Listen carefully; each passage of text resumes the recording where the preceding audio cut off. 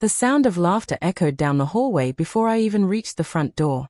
My brother's laugh, carefree, booming, the kind that filled every room and drained all the air for everyone else.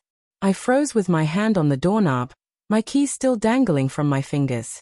Inside my own apartment. For a moment, I just stood there, listening. Dishes clinked. My mother's voice rose in gentle affection. My father chuckled, a sound I hadn't heard from him in years. Then came her voice, soft, melodic, sweetly careful. Sophie, my brother Daniel's wife. I opened the door slowly. The scene hit me like a punch. My parents were at my dining table, plates of takeout spread before them like a family feast. Daniel sat at the head, my chair, raising his glass to toast something. Sophie was beside him, her hand resting on his arm, smiling that perfect smile that had fooled me once too. And every single one of them looked comfortable. Like they belonged here. Like I didn't. Hey, look who's home. Daniel grinned, waving his fork. We decided to surprise you. Mom didn't want to cook tonight. I forced a smile. Surprise me? You have a key. He shrugged. Mom said you wouldn't mind. I looked at her. She avoided my eyes, fussing over a bowl of salad. My father mumbled something about family togetherness. Sophie rose and started setting another plate at the table. It was my plate. My favorite one. I dropped my bag beside the couch, trying to breathe. Didn't realize my apartment turned into a bed and breakfast. My brother laughed. Oh, come on, Nate. Don't be so uptight. You've got all this space. And since Mom and Dad needed somewhere to stay after the flood. Yeah, my place. I cut in, voice sharp. The one I've been paying for since I was 23. Mom frowned, her tone clipped. Your brother's just trying to help, dear. He's always been the thoughtful one. There it was again, the thoughtful one. The same phrase she'd used since childhood. Daniel, the golden boy. Daniel, the successful one. Daniel, the one who could do no wrong even when he did everything wrong. And I, the responsible, forgettable one, had once again made room for him in my life. That night, I couldn't sleep. The sounds of their voices drifted through the walls, muffled laughter, a movie playing, a clink of glasses. I lay awake staring at the ceiling, feeling the same sick churn in my stomach I'd felt years ago, when I'd caught Sophie crying in my arms after one of Daniel's many business trips. She'd told me then, I wish I'd met someone like you first. And like a fool, I'd believed her. It had been one night. One stupid, shameful night. The night before she married my brother. I thought I could bury it, that it would never matter. I thought the guilt would fade, that what happened between us could be sealed in silence. But seeing her now, laughing with him in my living room, acting like she belonged, reopened every wound.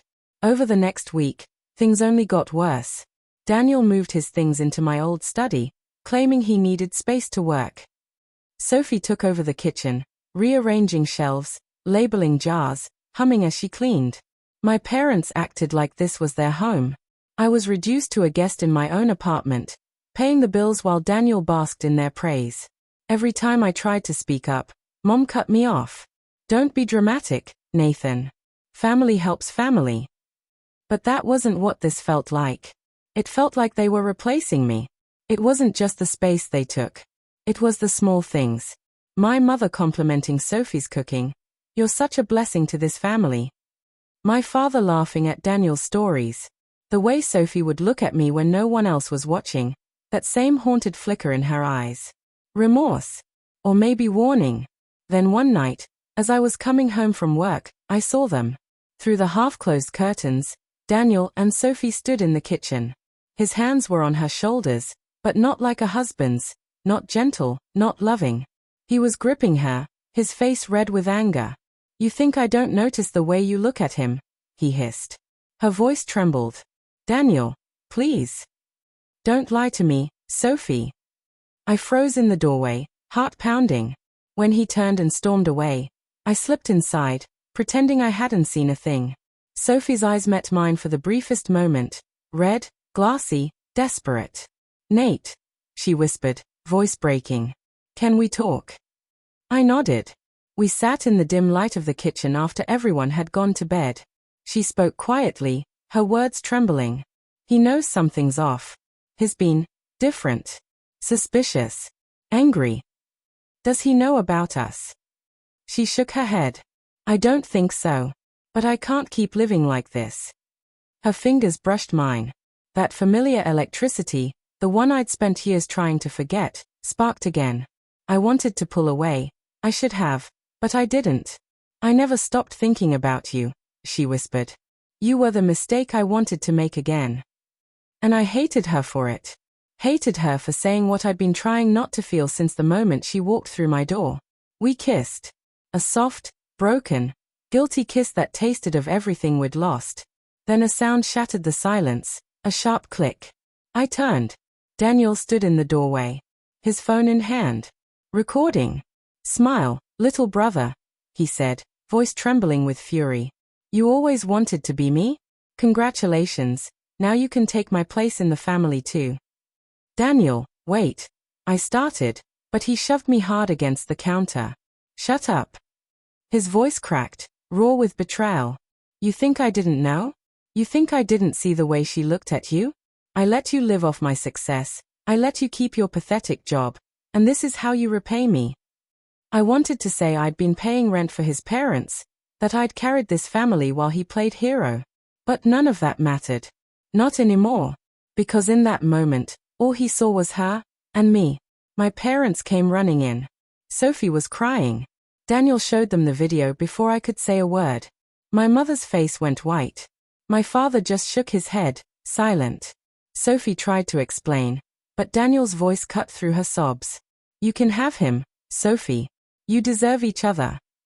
Then he left. And I've never seen him since.